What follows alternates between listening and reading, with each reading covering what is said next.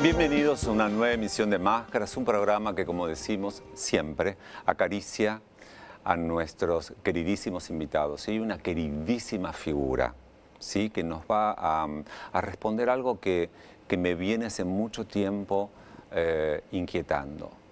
¿La vejez es una puerta hacia la libertad? Ella nos los va a contar. Para comunicarse con nosotros a través de las redes sociales pueden hacerlo por Instagram, @HéctorMaucheri, @Revista Caras. En nuestro canal de YouTube, directamente a nuestra cuenta oficial, Caras TV, y también estamos en TikTok, máscaras.maucheri. Antes de recibirla a ella, quiero contarles que estoy hoy de estreno. Estoy con un saco intervenido por Menage à Trois, gracias a la señora. Es toda una cosa maravillosa de perlas. La verdad que todo quedaba poco para recibir a nuestra querida invitada, Amelia Sabán. Muchísimas gracias. Y ahora sí, voy a suspirar primero porque es impresionante. Yo ya la vi, ya la abracé, la van a abrazar ustedes seguramente. Es una reconocida filósofa y epistemóloga, ¿sí? Ella atravesó una infancia realmente muy dolorosa, llena de mandatos que intentó permanentemente sortear. Se hizo monja para poder leer tranquila, aprendió peluquería para poder darle comer a sus hijos. Tuvo un marido terrible, borracho, maltratador, le estropeó la cara, la reventó contra unos azulejos. Bueno, una cosa espantosa.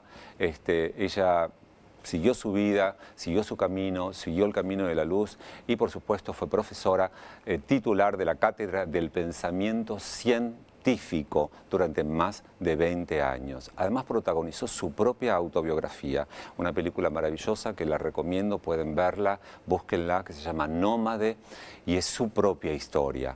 Yo la estuve viendo el fin de semana y la verdad me electrizó, me movilizó, me dio ganas de abrazarla. Por este rol ganó, debutando su propio personaje como actriz, ganó un premio Cóndor de Plata a La Revelación. Redescubrió su vida a partir de los 50 años. A partir de eso todo cambió, lo vamos a saber. Tienen escritos más de 25 libros y una filosofía de la vejez. Es su última publicación de quien vamos a hablar. Le damos la bienvenida y voy a ir a buscarla personalmente a Esther Díaz. Un aplauso y un hermoso recibimiento para ella. Venga, mi amiga, venga. Bienvenida. Por acá, vamos a pasar por acá como una gran pasarela. Este es mi lugar, este es el lugar donde nos vamos a comunicar. Estoy muy contento, de verdad, Esther, de que estés aquí acompañándonos. Muchísimas gracias. Vi tu película y quería abrazarte, la verdad. Bueno. Porque es fabuloso, de verdad fabuloso, una vida de resistencia, como vos lo calificás, sí. Y es conmovedor. Quiero compartir... Perdón, ¿la viste enseñar? Sí, la vi en Cinear. Ah, muchas gracias. La vi en Cinear, bien. Sí, la busqué por todos lados y ahí en Cinear la pueden ver, Así que, bueno, no perdérsela. Te invito a sentarte, muchas gracias. Te acompaño para que te sientes aquí, este muy es tu amable. lugar y vamos a, bueno, nos vamos a conocer, tenemos muchas ganas de saber de vos, porque la verdad que hicimos una presentación. Sí, bueno, muchas gracias. La verdad que estoy muy honrada con tu presentación. Vamos a ver si estoy a la altura de la presentación que hiciste. En principio, ¿te gusta estar acá? ¿Te gusta estar en Máscaras? Me encanta todo, me encanta el ambiente, bueno, vos, tu gente, ya desde antes de venir, tanta amabilidad, y bueno, y uno se siente cuidado, y después de tantas historias feas que pasaste, como alguna dijiste, realmente se dice un lugar estéticamente tan bello, y con personas tan cuidadas estéticamente, empezando por el conductor. Pero muchísimas gracias, y todo este hermoso lugar es creado por Martín Roy y Marcelo Péndola en todo lo que tiene que ver con las piedras, y Martín Roy, este ámbito teatral que nos emociona. Mira, yo quiero empezar directamente por algo que, por supuesto, dijiste. A los 50 años desperté a la vida, pero también me enfrenté a la vejez y a la muerte. O sea, es todo, ¿no? Estar con la vida, estar con la muerte, con la vejez. Hay algo bueno, que explotó. Quiero que me cuentes. Y bueno, el tema es que yo nací antes de mitad del siglo pasado, soy de 1939. Entonces, cuando yo pensaba en el año 2000, por ejemplo, nunca creí que iba a llegar al 2000, porque si la tecnociencia no hubiera avanzado como avanzó, yo no estaría viva hoy. O sea, tengo 85 años, o sea, estoy como viviendo de más. Bueno, me casé muy jovencita, mejor dicho, primero hice cosas tan tontas, bueno, como cualquier adolescente en última instancia, ¿no? Pero yo agradezco que en mi época ni se conocía la palabra droga para personas de clase humilde como era yo, y en aquellas épocas, porque era tanta mi ansiedad de conocer. Yo, por ejemplo, quería ser un hombre del Renacimiento, no por el hecho de que yo quería la identidad masculina, sino porque en el Renacimiento las mujeres no estudiaban. Entonces, viste, los hombres del Renacimiento sabían pintar, sabían ciencia, sabían filosofía, todos los saberes. O sea, yo quería todos los saberes. Así, y ese día de hoy, que si me quedan más años de vida, los quisiera para seguir estudiando, tantas cosas que todavía quiero estudiar, para seguir yendo al teatro, para bailar, que bueno, a veces el cuerpo me pone los límites, pero me gusta mucho bailar también, o sea, disfrutar la vida. Pero bueno, me caso, bueno, antes de casarme la pavada que hago es, tendría 17 años, 18, meterme a monja de clausura. Papá, mirá qué locura que tenés, o sea, querés irte de un lugar que te sentís sofocada, porque mis padres eran hijos de españoles y de clases bajas, y eran muy, muy, muy represivos, sobre todo con todo lo que tenía que ver con la sexualidad.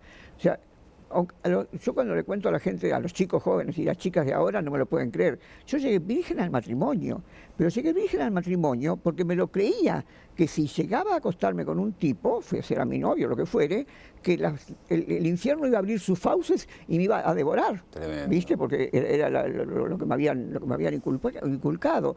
Bueno, y justamente ayer lo recordaba, sabiendo que iba a venir a este programa, que más o menos es el ambiente que se crea, que es ideal para recordar vidas o trozos de vida, y pensaba que realmente empecé a ser feliz o a tener momentos de felicidad después de los 50 años. Porque antes era siempre, bueno, primero querer estudiar y que no te dejen. ¿No te dejaban por qué? Porque, te digo como lo decía mi papá, las estudiantas se echan a perder si van a estudiar, las mujeres se echan a perder. En mi época el secundario no era obligatorio, sí el primario. Entonces, cuando a mí me gustaba tanto estudiar, que ya hubo maestras que se dieron cuenta que tenía alguna cosa especial. Por ejemplo, en esa época no había primero y segundo como hay ahora. Había primero inferior, primero superior y después seguía. Igual eran 7 años, pero se llamaban de distintas maneras. O sea que en sexto grado ya terminabas el primario. Y yo por lo que leía y por lo que me decían buenas maestras en el sentido no buenas personas, sino buenas profesionales, yo quería ser doctora. Pero no doctora médica ni doctora abogada. Yo quería ser doctora de otra cosa, que todavía no sabía lo que era, después descubrí el asunto de la filosofía. ¿Por qué quería? Porque mis padres no me dejaban estudiar, yo era la del medio, pero no eran tontos, sabían que si sos decente, la única manera de ascender social es el estudio, ¿no es cierto?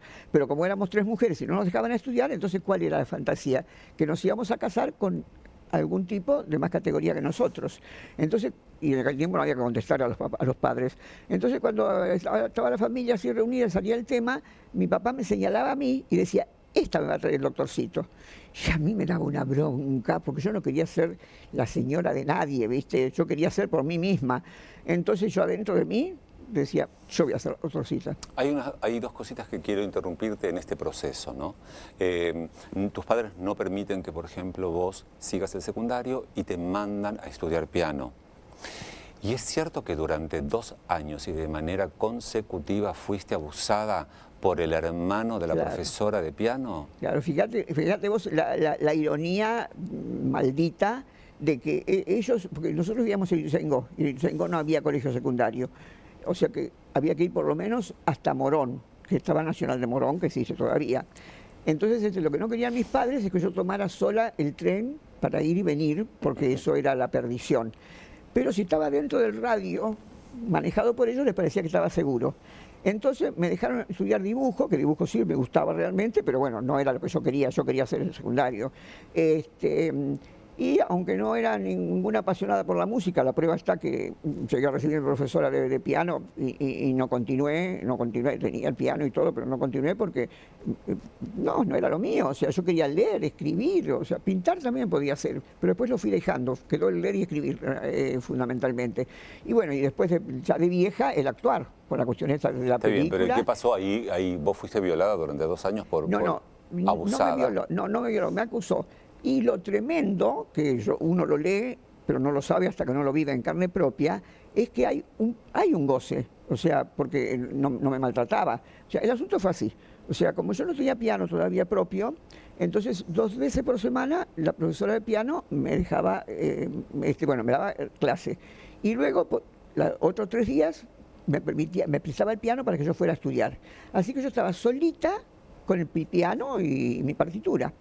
Y un día abre la puerta un hermano de ella, yo tenía 11, 12, 13 años, cuando mucho, no más, y él era un tipo de casi 30, o sea que para mí era un viejo, porque cuando tenés esa edad, una persona de 30 te parece viejo. Bueno, y entonces me puse tan nerviosa, pero nerviosa por timidez, porque el tipo se apoyó en el piano y empezó a hablarme. Y entonces nunca habíamos pasado una palabra, ni siquiera nos saludábamos, ¿viste? Yo conocía solamente a la profesora. Y entonces se acercó y me puso la mano acá, y bueno, como todavía era una nena, creí que era una cosa cariñosa. Pero cuando quise acordar me estaba sentando en un sillón de 2 o 3 plazas que había detrás de donde estaba el piano, enfrente al piano, mejor dicho, y empezó a abrazarme y a besarme. Y entonces, bueno, yo me daba cuenta que era un abuso, no podía decir la palabra en ese momento, pero yo me daba cuenta que era una invasión, mejor dicho, una invasión. Pero por otro lado era muy placentero ese beso que me daba. Así que yo sentía una culpa terrorífica. ¿Nunca se lo contaste a tus padres? Y no porque tenía miedo que me mataran a palos, porque te hacen sentir culpable. Lo terrible de ser abusado, es el abuso, por supuesto, pero además lo que te abusa la cabeza.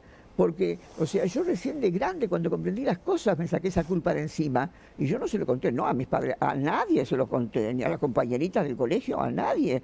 Porque me daba cuenta que era una cosa mala, pero por otro lado, ¿qué me iba a creer a mí? O sea, ¿quién era yo? Y además esa culpa que se aumentaba por este goce, ¿no? Que uno siente desde la contradicción, claro, es la culpa desde el horror. Gozar. Claro, porque, o sea, era tanta la represión que había en mi casa que cuando nos escuchaban reír, por ejemplo, ¿qué están haciendo? Algo malo están haciendo. Si estabas riéndote, era porque estabas haciendo algo malo. Era como que estaba prohibido gozar. Y resulta que venía este tipo que ni nos hablaba, ni me dirigía la palabra. Venía, me agarraba como si fuera una muñeca, me ponía ahí en el sillón y me abrazaba. Y pasó ahora después cuando fui grande, me vino la intriga. Este tipo, me lo pregunto, no lo sé, ¿no sería impotente? Porque un día escuchamos que venía alguien, porque además la familia era pedófila, porque desde el momento en que este tipo empezó a abusarme, la familia no volvió a pasar más por el lugar donde yo tocaba el piano. Cómplices. Y un día se conoce, sí, por eso digo, eran pedófilos todos. Y yo los veía, cuando salía o entraban o salían a la casa, yo veía que iban por la parte de afuera, un chalecito, ¿viste? Como se usaba en ese tiempo, primer gobierno de Perón más o menos. Yo los veía pasar por afuera desde que yo empecé a tocar el piano sola. Y cuando este tipo entró, me asusté y me quedé en esa situación que ya te digo. O sea, ¿Impotente por qué decís? Bueno, porque un día alguien de la familia se conoce que se olvidó que el nene estaba con su muñeca y se vio que el picaporte se hizo así. Entonces yo me levanté enseguida, él por supuesto que hizo un poco como los de Complay, ¿viste? Los que fueron agarrados a la cámara. Bueno, y entonces yo para levantarme pronto, porque el sillón se hundía, no era como ese que es derechito, se hundía. Entonces para levantarme pronto hice así y le apoyé la mano en el bulto, pero obviamente sin querer. Era una cosa fofa que, bueno, en ese momento yo lo sabía. Pero ay, me río, pero qué horror. La vida, digo, hijo de puta, Qué hijo perdóname la de- expresión, perdón. se abusaba de esta criatura porque era incapaz ¿Y eso de alguna manera marcó algo de tu psiquis, en tu y bueno, psiquis? creo que me despertó muy tempranamente el erotismo, porque yo he sido y soy, por suerte, muy sexual, muy erótica. Justamente,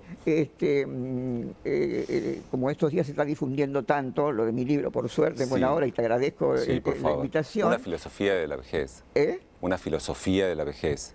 Claro, como estoy escribiendo una filosofía de la vejez, y ahí cuento la verdad que hasta los 40 años no tuve problema a andar con hombres que fueran mayores que yo. Pero después de los 40 años, y me despertó una película, un documental, en que Sartre le hace un reportaje a Simone de Beauvoir. Me pegó tanto esa película que yo dije, pero tengo que ser libre, libre como es esta gente. Ya para entonces ya me había divorciado y siempre había querido, era la época que estaba de moda irse con la mochila a Bolivia y a Perú. Entonces yo puse cárcel, ya era profesora de filosofía, pero tuve que, como dije antes, tuve que dejar porque vinieron los problemas políticos, militares en la Argentina. Y entonces puse cartelitos en todo el barrio, dar clases particulares, y daba clases particulares y guardaba una alcancía. Entonces con ese dinero que junté, me fui a Bolivia y a Perú. Y ahí, en ese viaje, empecé a curtir con chicos jóvenes. ¿Pero qué hacías? ¿Los levantabas por la calle? No. O sea, el asunto fue así. Se salía de Retiro. Había un tren que se llamaba la Estrella del Norte, que te llevaba hasta Bolivia. Y ahí en Bolivia cruzabas caminando la frontera y tomabas ya otro tren para seguir para donde yo quería ir, que era Machu Picchu, todos esos lugares, ¿no? En Perú. Bueno, entonces estuvimos 3 días, todos los argentinos ahí, tomando mate, jorobando, viendo lo que iba pasando, porque según llegabas al norte, empezaban a subir collas, y esa gente no tiene agua, ¿viste? Además de no tener cultura de Escúchame, bañarse, no tiene agua. Así que los olores, esto sería el paraíso, los olores que había en ese... Bueno, o sea que cuando llegamos, empezamos a buscar pensiones o lugares donde vivir. ¿Con y una ahí amiga fuiste vos? ¿Eh? ¿Con una amiga? No, yo iba sola. Ah, vos fuiste sola. Yo todos los viajes que hice en mi vida, hasta el último que fue hace 2 o 3 años en Europa, que fui con mi familia porque Sola. tengo una nieta que vive en Madrid, pero hasta ese viaje todos los hice sola. O sea, la parte del mundo que conozco, que te puedo decir, Turquía, Grecia, esos Sabés lugares que nos disfrutar gustan de a vos misma, nosotros. pero contame, por favor, ¿dónde levantabas a tantos hombres? Bah, entonces, primero fue en esa pensión con algunos de los compañeros que veníamos, no andaba más que andaba en pareja, no hacía fiestitas. Bueno, ¿No era fiestera? ¿eh? ¿No era fiestera? Y no, o sea, después de grande lo probé, pero la verdad es que no me dejó conforme. O sea, bueno, en Bolivia pasaban cosas también. ¿Llegaste a ir a Bolivia vos? A Bolivia, no, a Pero Bolivia, al creo que boliche voy a ir. nuestro. El boliche nuestro, ¿lo conociste? No, pero si vos me lo recomendás, voy. No, ya no, era de los 80, mi amor, era de los Escúchame, 80. por favor, contame eso. Bueno, era divino, porque... No, contame en Bolivia y Bueno, en Perú. bueno, entonces, pero bueno, todos teníamos distintos destinos, ¿viste? Entonces, una noche empezó así. Lo vi a un chico fumando un porro. Y entonces digo, ay, no se puede conseguir. Y ahí es terrible, porque vos vas a pedir un porro y te quieren vender coca. Yo, no, coca no quiero, yo quiero marihuana. Bueno, entonces un chico dice, yo tengo, si querés podemos compartir un porro. Entonces digo, ay, no, pero ¿dónde? Porque claro, había gente por todas partes, ¿viste? Ya cuando habíamos llegado a alguna ciudad importante de Bolivia. Entonces digo, bueno, mira, yo estoy alquilando una habitación en una casa que vive una señora sola y en el fondo tiene esa habitación con baño que yo estoy alquilando ahí. Así que venite esta noche. Bueno, así que se vino, nos fumamos el porrito y ya ahí se quedó a dormir, obviamente, pasó Sí. lo que tenía que pasar. Al otro día ya no nos encontramos porque se iba por otra parte y en cada lugar donde encontramos una nueva pensión, siempre había algún pretendiente para hacer el favor. Y después, cuando volví de Machu Picchu, en el tren venía un canadiense. Yo no hablaba una palabra de inglés y él no hablaba una palabra de castellano. Yo hasta ese momento no hablaba ningún idioma más que castellano. Y en determinado momento, él tomaba whisky escocés y se ponía para escuchar música. Entonces, en determinado momento, me mostró el vaso si quería y yo dije que sí. Entonces me pasé donde estaba él y me invitó a tomar whisky y traía, o sea, venía preparado, por supuesto, traía audífonos también para que su compañera se pusiera. Así que los dos tomábamos whisky y escuchábamos. Bueno, pero casi, bueno, no hablamos, de hecho no hablamos, nos entendimos así. Y entonces cuando llegamos, no me acuerdo qué ciudad, donde ya íbamos a descansar, yo le di una propina a un chiquito, así chiquitito, no me acuerdo ya si era boliviano o peruano, para que me llevara la mochila. Y entonces, bueno, yo entraba en un hotel y el tipo entraba detrás de mí, con su valijita, en aquel tiempo no había todavía rueditas, con su valijita sin decir palabra. Bueno, no me gustaba, yo me iba y él seguía. Entonces el pibito, el que me llevaba la mochila, me dice, me parece que este gringo la está siguiendo, ¿eh? Y pasó. Bueno, entonces cuando encontré el hotel o la posada, no sé, que me gustó, nos miramos y le digo, sí, me hizo saber que sí. Así que los dos pagamos por una misma habitación. Bueno, entonces subimos y ahí nos empezamos a entender de qué manera, con dibujitos, con las manos, haciendo cositas, ¿viste? Bueno, fue tan delicado este canadiense que ni me tocó, ni me besó, ni nada. Nos hicimos entender que teníamos hambre los dos. Bueno, así que fuimos a comer y en esa cena Maravilla. nos empezamos a entender como si habláramos el mismo idioma. Vos sabés que yo estuve una semana con ese muchacho en el lago Titicaca, fuimos a pasar un día y una noche con unos indígenas. Te encantó. Pero mira, fue maravilloso. Entonces pero yo lo tomaba como lo que era, o sea, bueno, el tipo en Canadá, además vivía en una de las ciudades más frías de Canadá, que hace 40, 30 grados bajo cero, y como ya nos podíamos hacer entender, yo le pregunté, bueno, ¿y qué se hace en un lugar con tanto frío? Entonces me contaba que él, bueno, tenía calefacción en su departamento y todo calefaccionado hasta llegar al coche. Entonces, en los estacionamientos también hay calefacción en lugares tan fríos. Bueno, de ahí iba a su oficina, que también estaba calefaccionada, trabajaba, después de las 6 de la tarde volvía y whisky y televisión hasta la hora y sacar la comida del freezer, calentarla hasta la hora de dormir. Pues, así que nada, esto se termina con el viaje. Y vos sabés que cuando él me acompañó, porque yo me fui antes que él me acompañó al tren, y cuando el tren dio la vuelta, que ya no lo pude ver más, se me cayeron las lágrimas. Pero me sorprendieron, porque yo no creí que sentía eso por ese tipo. Pero bueno, ya era imposible. Nos habíamos pasado los teléfonos fijos en aquel momento. ¿Por qué se te cayeron las lágrimas? ¿Porque te había entusiasmado? ¿Porque querías ser querida por él? No, mi amor, me gustó lo que vivimos, fue hermoso, fue un tipo muy delicado, tuvimos buena cama, nada del otro mundo, pero bueno, se pudo. Nada del otro mundo. Nada del otro mundo, pero era muy delicado él. Bueno, además era un tipo como de 2 metros, o sea, me gustan los altos, así también te sentís halagado nuevamente. Bueno, y ¿Es cierto que el tamaño es importante para vos? ¿Es importante el tamaño? El tamaño del físico, sí. Del pene. El tamaño del pene, según normal, está bien. Pero una vez fue algo increíble. Nunca nadie me había hecho esa pregunta. Yo veía que a toda costa el tipo quería ponerme a mí arriba. Claro, porque si me ponía abajo ni llegaba, ni me hacía cosquillas. Era micropene. Era un micropene, primera vez y única en la vida que tuve esa historia. Ni cosquilla me hizo, ni cosquilla.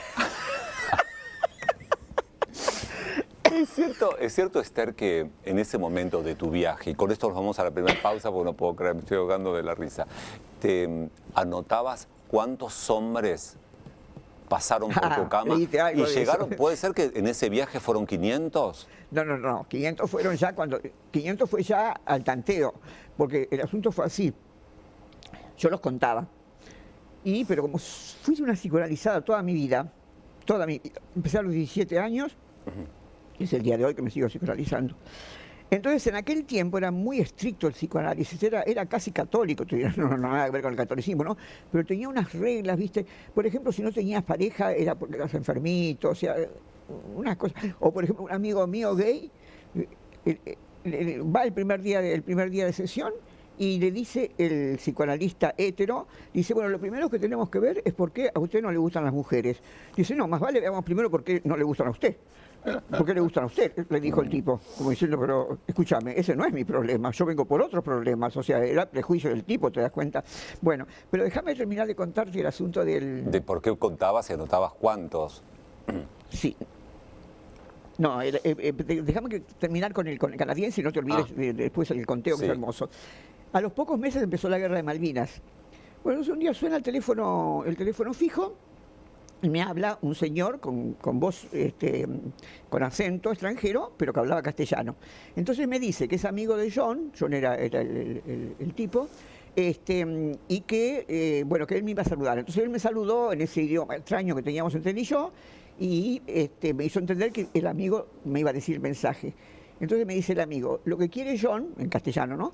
Lo que quiere John es mandarle pasajes para que se venga a vivir con él porque nos enteramos que ustedes están en guerra por Malvinas. Entonces, bueno, yo, viste, primero fue así como tenés vos este decorado, lo vi todo así, vi las estrellas, las máscaras, todas las cosas bellas de la vida, y después que corté, me puse así, porque le dije, bueno, te llamo yo para contestarte, porque fue una cosa muy sorpresiva, además yo tenía mis hijos chicos, ¿viste? No, bueno, pero en ese momento me sentí cenicienta antes de las 12. Por supuesto, entonces me puse cuidada. así, me apoyé en una pared con una patita así, a soñar, y me acordé lo que me había contado cómo era la vida de él en Canadá. O sea, de la calefacción al televisor y el whisky, del whisky a la café.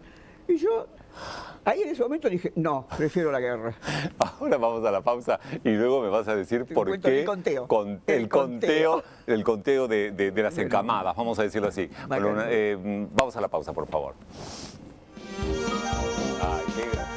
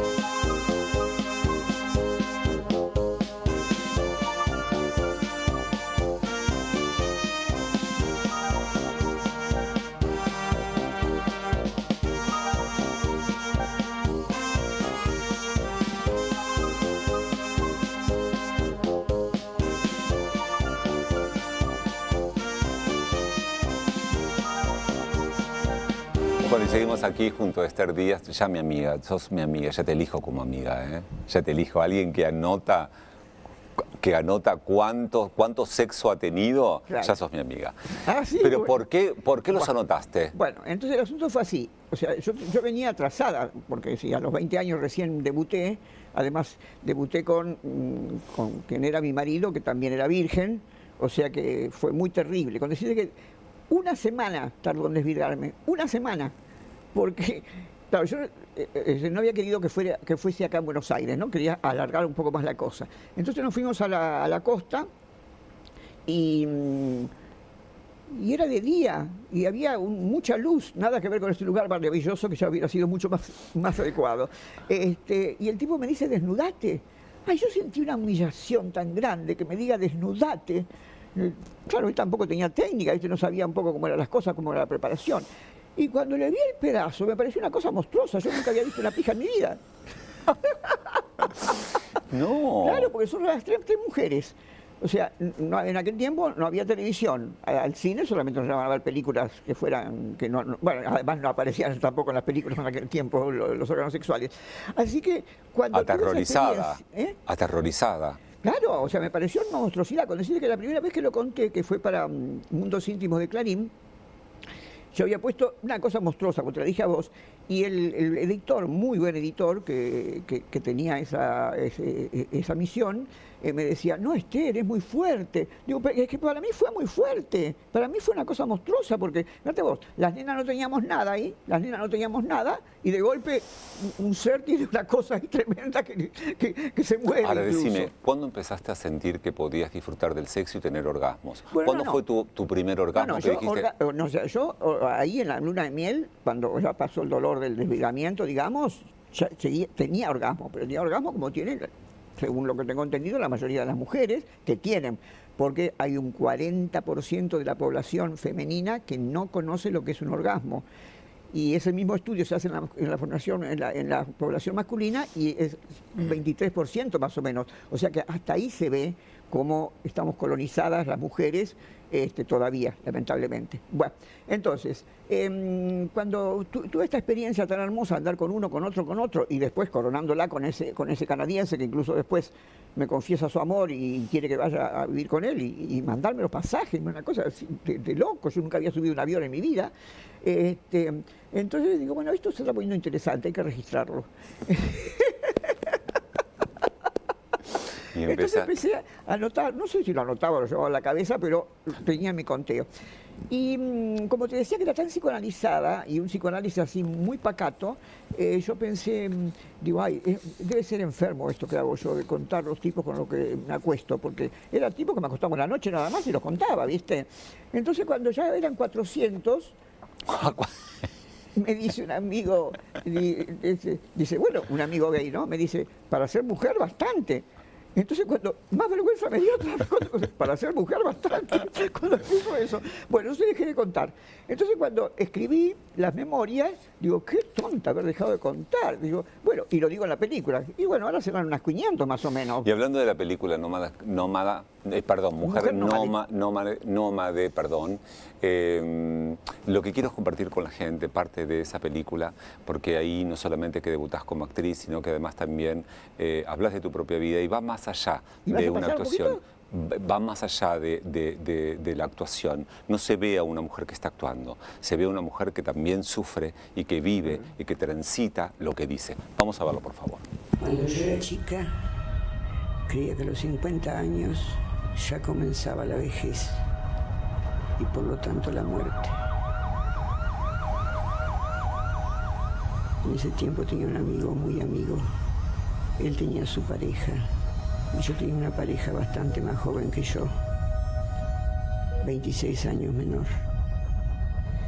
Y lo va a ver al profesor Gustavo Delle Chiaie para iniciar clases de actuación.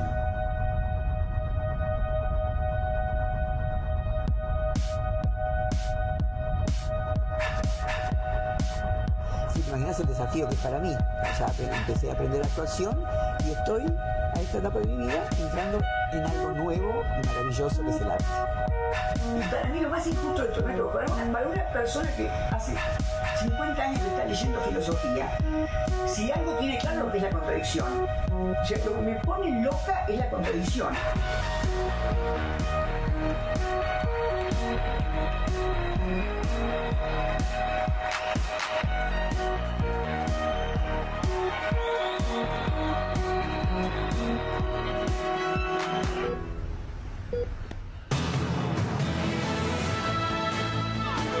La ganadora de la revelación femenina, mucha suerte para todas, es Esther Díaz por La Mujer Nómade. Esther Díaz, por la película de Martín Farina, Mujer Nómade. Qué bueno, Esther. ¡Ay, qué emoción! Qué maravilla, por Muchas favor. gracias por esto. No, Muchas pero además, gracias. no, gracias a vos por ser una reactivadora de la vida, ¿no? Por demostrarnos que la vejez no existe, Es muy nietzscheano lo que dijiste, reafirmadora de la vida, porque Nietzsche, en latín le decimos amor fati, amor a los hechos. Nietzsche dice, no hay que ser resentido, porque si uno es resentido se envenena a sí mismo. O sea, que cuando le pasa algo terrible, hay que decir, si no lo puedes modificar, o sea, eso era un poco estoico, ¿no? Los estoicos dicen, bueno, vos tenés que pensar en el problema que estás viviendo. Si ya es irresoluble, no lo puedes solucionar, bueno, asumilo. Y si no, ponete a hacer algo por él. Absolutamente. Amor a los hechos. Entonces, ¿esto es la vida? O sea, esta porquería que me está pasando, si te está pasando una cosa mala, ¿no? ¿Es la vida? Así la quise. Como que fue la decisión nuestra, ¿te das cuenta? Ya que no podés cambiarla, ya que es así, bueno, entonces amarla. Como dijiste vos la palabra que dijiste, reafirmación de la vida, reafirmar la vida. Entonces, esa es un poco, desde que leí a Nietzsche, que me quedé enamorada de este filósofo, y es el día de hoy que prácticamente no hay día que no lo lea un poco, porque cuando empiezan a bajarte las defensas, el tipo te sube así, así. La mujer a una determinada edad o el hombre a una determinada edad empieza a bajar las defensas, empieza a sentir que ya no puede. Sí, pero lo que yo creo es que no son los años los que matan el deseo, son los prejuicios sociales. ¿Cuáles son los prejuicios sociales? Los prejuicios sociales, por ejemplo, de que las mujeres somos cogibles, lamentablemente de niñas, ahí estuve yo en el borde con eso que contamos al principio, hasta antes de llegar a los 40. Vos sabés, cuando una mujer que en su juventud fue atractiva, como fue mi caso, que era mirada por tipos en la calle, desde que cumplí 40 años, por lo menos el 75% de los hombres dejaron de mirarme. Es como si tuvieras puesto un cartel en la frente, cumplí 40 años. Y esto es por la sociedad patriarcal en la que vivimos y por la sociedad capitalista que vivimos, y ni hablar ahora que además de capitalista es Pero liberal. A vos no te importó nada, más allá de ese cartel, a vos no te importó nada y fuiste contra todas las normas, y te enamoraste durante 9 años de una persona que tenía 23 y vos casi 49. Y estuvieron 9 años juntos. ¿Qué era sentir, por ejemplo, esa piel joven? ¿Cómo te hacía sentir él? ¿Qué era qué era amor? ¿Era atracción? No, ¿Era sexo? ese de los 9 años fue amor, pero yo ahora mira, voy a bajar, primero te cité a Nietzsche, ahora voy a bajar el nivel y te voy a citar a Calamaro. Calamaro dice, todo lo que termina, termina mal, y lo que no termina, se contamina. Me parece tan sabio como lo de Nietzsche eso, porque yo ya me había dado cuenta que ya se había agotado, iba contra todos mis principios, estar 9 años en pareja con ella. Está bien que no vivíamos juntos, ¿no? O sea, eso lo mantuve porque solamente nos veíamos los fines de semana, nada más. Pero lo que pasa es que ya cuando pasás cierta edad, bueno, no es tan fácil ligar pareja. Eso pasa a los hombres como a las mujeres. ¿Pero vos querías ligar pareja o tener sexo? No, yo quería una relación que tuviera las dos cosas, que tuviese amor y que tuviese sexo. Y eso me pasó hasta que yo me daba cuenta que ya estaba agotado. ¿Sabés por qué me daba cuenta? Y me da vergüenza de mí misma. Porque empezábamos a acariciarnos ya para tener relación sexual y me ponía a bostezar. Bostezaba. Es decir, que yo, si hubiera tenido bien puesto lo que tengo que tener, tenía que haber cortado esa relación. Pero era tan cómodo encontrarte un cuerpo hermoso, musculoso, fuerte, los fines de semana, después de haber trabajado toda la semana como yo trabajaba y trabajo, y tener un cuerpo desnudo en mi habitación tan bello, que la verdad que por fiaca no lo dejé, por fiaca, porque yo tenía asegurado mi sexo, viste, con una persona joven, y obviamente se fue él. Y no sé hasta qué punto no le facilité yo las cosas, porque ¿sabés lo que hice? Un día le dije, vamos a ir a un shopping nuevo que se había abierto, y le regalé una ropa bellísima. Yo no lo mantenía ni nada de eso, pero ahí lo vestí todo de cuero, bien a mi gusto, todo de cuero bellísimo. ¿Qué? A los 15 días se levantó una pendeja. Y en cuanto me di cuenta de eso, ojo, él no me pensaba dejar, pero cuando yo olí eso, inmediatamente corté, sufrí casi 9 años. Los 9 años, una cosa que porque se estaba decía, comprometido también los sentimientos, porque no era solamente ese sexo y ese cuerpo hermoso, había porque si no te hubiera también. importado. Además, fue el hombre más bueno de mi vida, en el sentido que no peleábamos, porque no teníamos nada en común. O sea, con decirte que yo ni sabía de memoria su número de teléfono. A propósito, pensando cuando se corte, se corta. O sea que cuando yo olí que pasaba algo, digo, vos andás con una mina. Bajó la cabeza, dijo, bueno, entonces por favor, acá no pises más. Yo agarré mis agendas, borré todo. Mirá cómo será que después cuando estaba desesperada, a los 2 o 3 meses, cuando yo tenía unas ganas de ver lo que moría, porque él insistió y yo no lo acepté, estuve a punto de contratar un detective, aunque sea para verlo.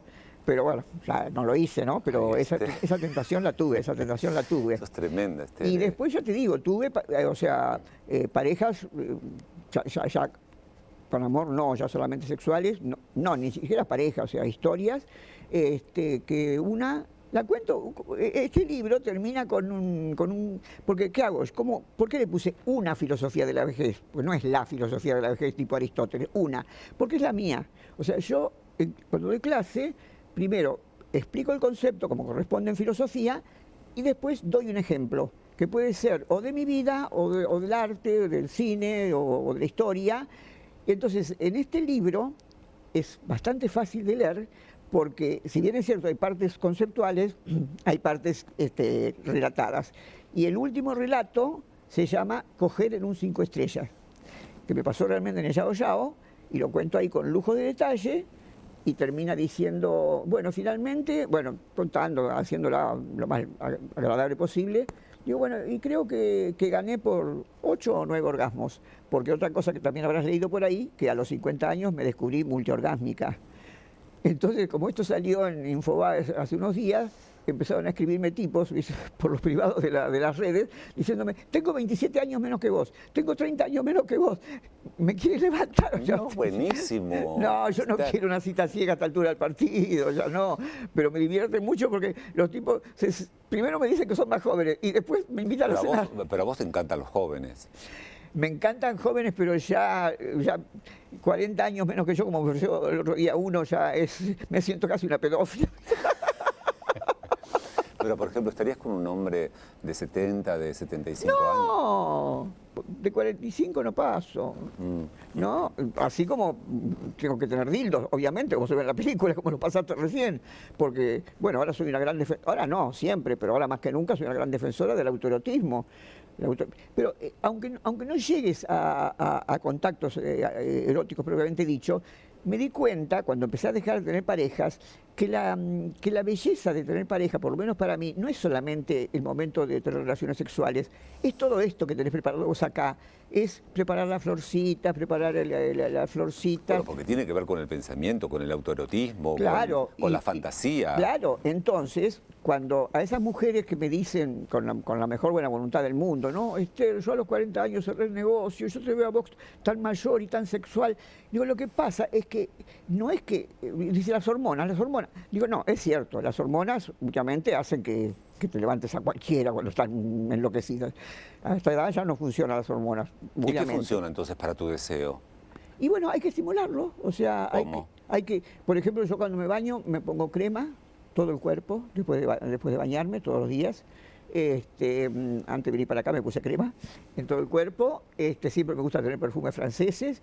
Y aunque esté sola, salga a cenar sola, me los pongo igual, porque me doy cuenta que eso también calienta. Y los lugares hermosos, este lugar, por ejemplo, si no fuera porque estamos ahora haciendo un trabajo, es un lugar ideal para tener un buen polvito.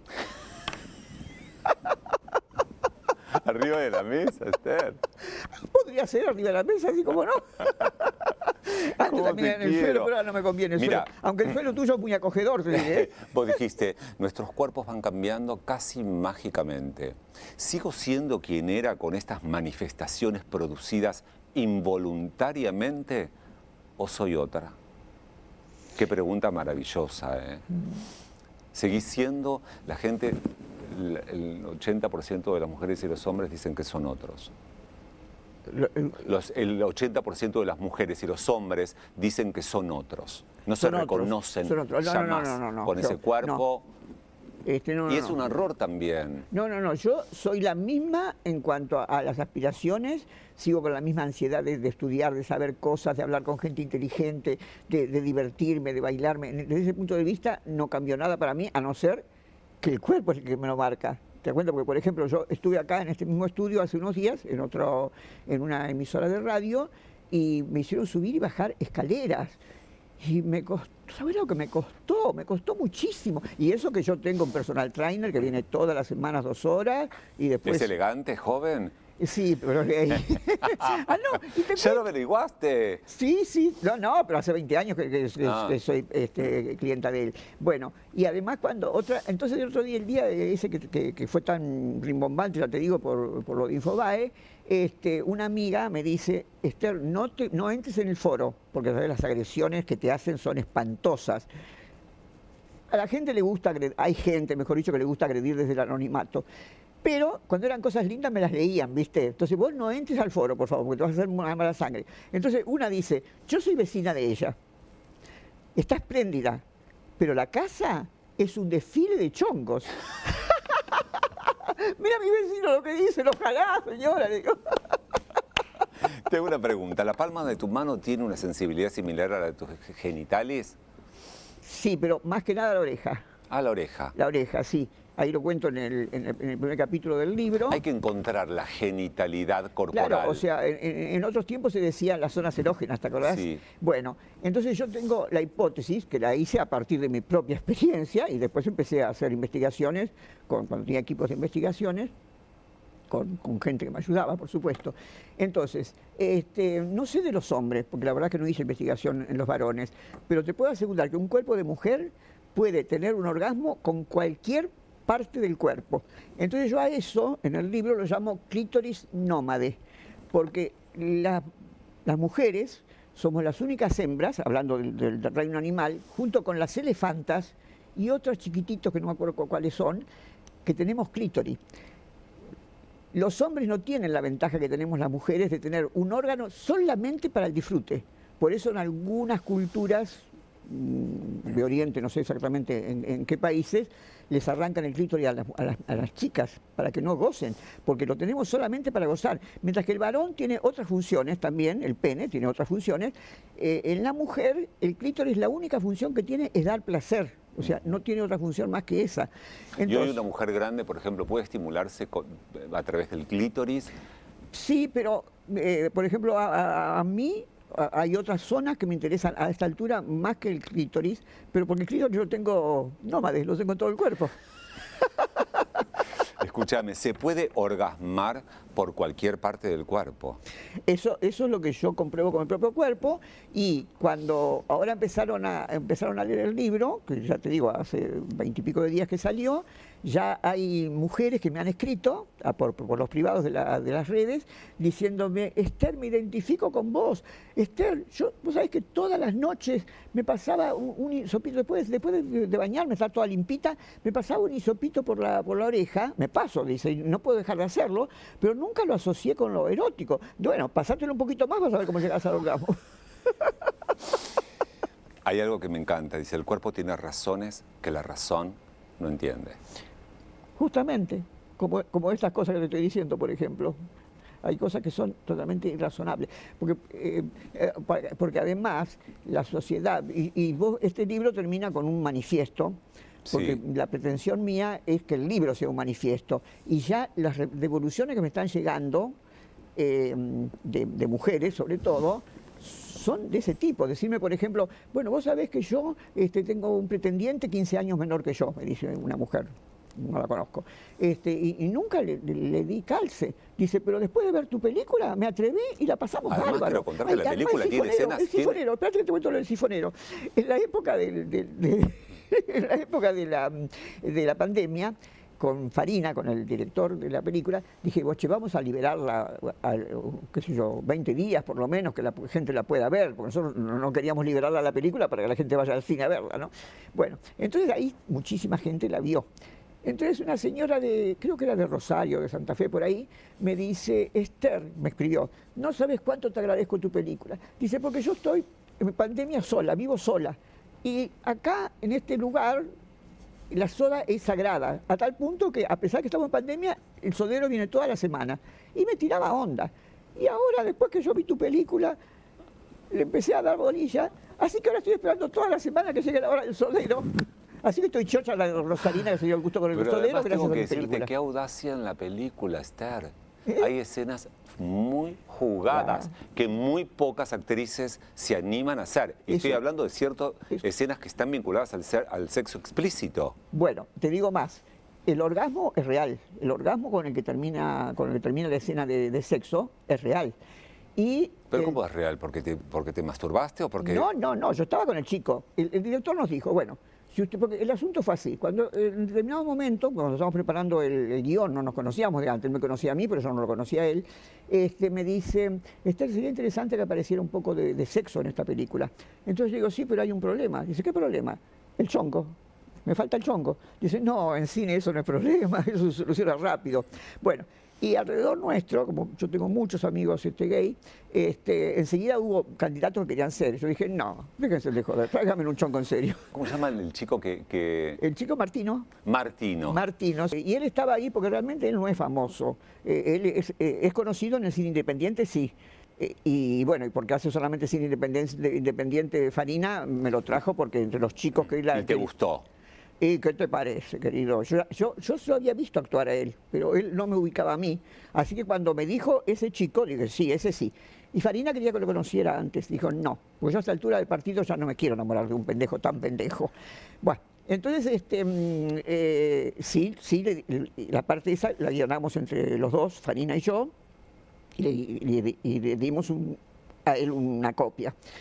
Así que Farina me dijo, pues siempre me filmaban 2 cámaras, me dijo, bueno, ese día voy a venir yo solo, y vamos a estar los 3 solos, y vos con él hagan lo que quieran, si quieren tener una relación completa, si quieren simularla, lo que quieran. Bueno, entonces, según el guión que habíamos hecho, y él tenía que estar siempre con los ojos cerrados y no tenía que hablar, porque la idea de Farina, ¿viste el problema con que casi terminaste vos el esquema que hiciste, donde yo me despierto así de noche porque tenía apnea? Tengo, pero muy poquita, se me curó bastante, era justo cuando habían pasado cosas muy terribles en mi vida.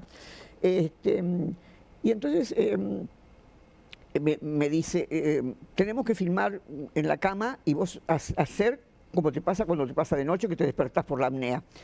Entonces cuando vio la cama se le ocurrió eso del sexo y cuando yo le dije, no, tráeme un chongo en serio, me dijo fulanito, yo lo conocía de una clase de actuación que había visto, y le dije, sí, fantástico, pero sin verlo antes, en ese momento. Bueno, entonces, lo primero que había que hacer, él tiene que estarse, para que la gente no le quede claro si pasó realmente o era un sueño mío, porque como yo me quedé dormida, puede ser que sea un sueño mío. Entonces, por eso él no tenía que estar raro él. Bien, entonces lo primero era él desnudo medio cuerpo y yo venía con un deshabillé y ahora ya no uso tacos, pero ese día me puse tacos y vine taconeando. Y entonces la indicación que me había dado que yo lo tenía que acariciar por acá. Cuando estas manitos viejitas empezaron a tocar esos músculos de todos los días de gimnasio, y no sé si te diste cuenta, los tatuajes que tienen son todas un ave, porque esta película se dio 3 meses en el Malva, y yo después me quedaba a hablar con la gente, Farina también. ¿Y lo empezás a besar por Espera, entonces vino una vez que vino una rusa, me dijo, ¿y sabés lo que dicen los tatuajes? No, ni idea. Y todos tenían que ver con lo que estábamos haciendo, porque era deseo, amor, darse el gusto, en ruso. Wow. Él ni sabía, el chico ni sabía, sí sabría, pero bueno, yo no hablé con él. Bueno, entonces cuando yo toqué eso, ya el solo hecho de tocar ese cuerpo tan hermoso, después con el hambre que yo tenía, cuando el director le gustaba tanto ver cómo yo me enchufaba, que me decía, yo estaba detrás, ¿no? Entonces me decía, metele la lengua en la nariz, y a mí no me llegaba la lengua, porque yo estaba atrás. Claro, lo que me quería decir la oreja, pero estaba tan nervioso de ver cómo se iba desarrollando, metele la lengua en la nariz. Bueno, entonces cuando me di cuenta que me quería decir la oreja, le di, y ya casi que me venía un orgasmo. Entonces cortó, cuando vio que me venía un orgasmo, ahí cortó. Entonces ya la segunda es que, bueno, que él me chupa, que nos acariciamos, que hubo una escena que hubo que cortarla, porque yo lo acaricio. En ese momento yo estaba muy metida con el posporno, viste que el posporno dice que todo el cuerpo es un órgano sexual. Bueno, entonces cuando yo le hago así en todo el cuerpo, el pelo es ¡plim!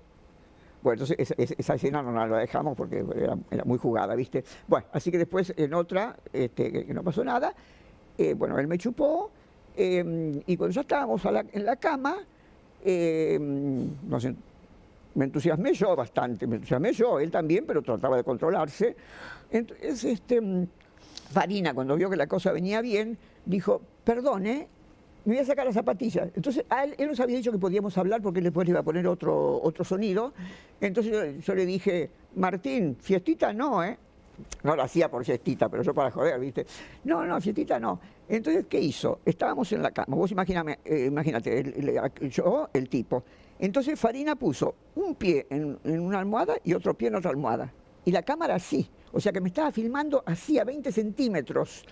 Entonces, cuando yo me entusiasmé mucho, lo hice poner boca abajo a él. Le dije, ponete boca abajo. Y acabé prácticamente tipo lesbiana, porque me monté y cuando mis músculos sintieron esa carne fuerte, me venía el orgasmo, me venía. Y como se dio cuenta Martín, me decía, dale, Esthercita, dale, dale, que a mí me daba risa. En ese momento, del roce, ¿no? Dale, Porque... dale que es tu película. Sí, o sea, no estamos penetrados. O sea, yo estoy arriba de la cintura de él. Sí, no, Y entonces, increíble, bueno, espérate. sí. Entonces cuando terminó le digo, ¿pero qué sos, Mascherano vos? ¿Te acuerdas cuando Mascherano le decía al arquero, oye, tú, hoy vas a ser un héroe? Dale que es tu película, dale que es tu película. Bueno, entonces cuando esa escena aparecía, la escena de mi cara, porque él me tenía así. Y él tiene un asesor que vive que es estadounidense y le manda las películas siempre para que le dé la última mirada, con la idea de que, bueno, que la película también se dé, como se dio, por suerte, en Estados Unidos. Y entonces él le contestó, mira, acá mostrar la cara de una mujer vieja acabando, no te la pasan ni en un cineclub. O sea, los tipos mandan aviones a matar poblaciones civiles, ¿viste? Pero después no se aguantan ver a una vieja orgasmeando. Esa es la terrible. cosa. Así que eso no salió, pero se rescató igual para el arte, porque Alejandro Ross, el diseñador de las tapas de rock, que es muy amigo mío, cuando se enteró que esa es, porque él pone en blanco, ¿no? Cuando Yankee le dijo eso, lo puso en blanco, el orgasmo, solamente se siente mi voz orgasmando. Entonces Ross le dice, ¿no se podrá conseguir esa escena? Y digo, sí, poniendo los créditos, por supuesto que de él, se lo pedimos. Entonces le dio a Ross eso, hizo una performance que se llamó Esther Acaba. Y tenemos que acabar, Esther, porque se nos terminó el tiempo. Yo te prometo que vas a venir. Acaban. Sí. Acabemos juntos. Mira, no es un consolador, ya te digo. No es un consolador. Este es nuestro. Bueno, esa aclaración previa también despertó los bichos. Este es nuestro símbolo y mira, aquí lo tenés. Es el Mini Mau que quiero que te lleves de recuerdo de este programa. Lindo, qué emoción. De verdad, está todo de madera, pintado a mano por Woody Tucumán, tucumanas, artesanas, artistas. Qué lindo. Este es para vos. Y llevándolo a la cartera, no te creas, ¿eh? Ahí estoy yo. Y mira, nosotros construimos nuestro propio perfume. Esto es un eau de perfume. Mira, si te gusta. Si te gusta, te lo llevas. Me encanta. ¿Qué te inspira? Me inspira noche frente al mar, en las rocas, y ver cómo chocan las olas contra las rocas y me salpican. Me vuelvo loco. Bueno, este es un perfume creado especialmente para este ciclo, que queremos mucho. Gracias Solonoy, gracias Alejandro por la construcción. También es para vos. Muchísimas Deja gracias. todo eso, Esther, porque ahora viene el momento más hermoso. Deja todo tirado por ahí. Tirado por ahí. Porque viene el momento del final. Amo, me quedé con un montón de cosas por hablar, por preguntar, por seguir, por aprender. La gente tiene que estar viva, como estás vos, como te siento. Sos una mujer joven y eso se ve, se siente, Y ojalá que los abuelos no se sientan tan abuelitos y que salgan a la vida como vos, a hacer lo que tengan ganas, Gracias. a disfrutar de la vida. Que digan que sí al sodero. Que digan que sí al sodero. Y yo me pongo de pie y como siempre hago, venga para acá. Me gusta abrazar a la persona que me acompaña hoy en este ciclo. Este abrazo hermoso, hermoso. Gracias, Esther. Sos una persona hermosa, brillante. Gracias. Gracias a vos. por venir. Gracias por esta lección de vida. De verdad, quiero ser tu amigo. Gracias igualmente. Un aplauso para ella, por favor.